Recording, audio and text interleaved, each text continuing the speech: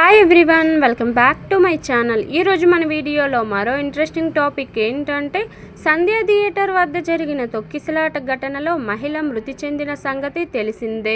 ఈ కేసులో అల్లు అర్జున్ను నిన్న శుక్రవారం పోలీసులు అరెస్టు చేశారు. ఈ ఘటనలో అల్లు అర్జున్ పేరు కూడా చేర్చడంతో డిసెంబర్ 12న అల్లు అర్జున్ అరెస్ట్ అయ్యారు.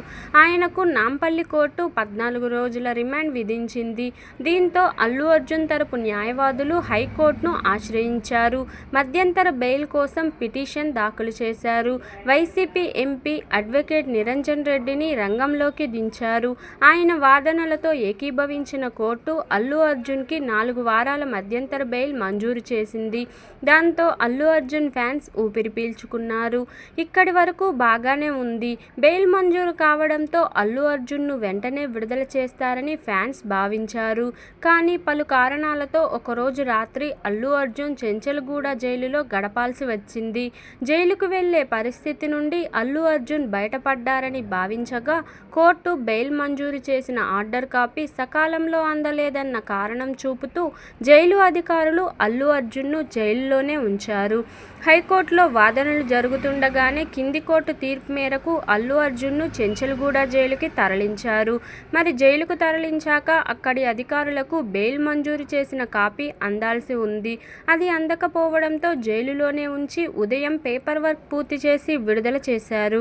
అయితే అల్లు అర్జున్ను ఉద్దేశపూర్వకంగానే ఒకరోజు జైలులో ఉంచారనే వాదనలు కూడా వినిపిస్తున్నాయి.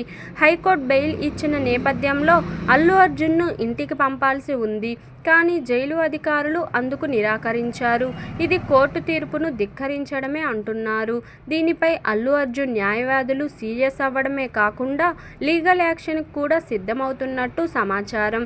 ఇక మధ్యంతర బెయిల్ మీద విడుదలైన అల్లు అర్జున్ రెగ్యులర్ బెయిల్ కోసం పిటిషన్ వేయాల్సి ఉంది.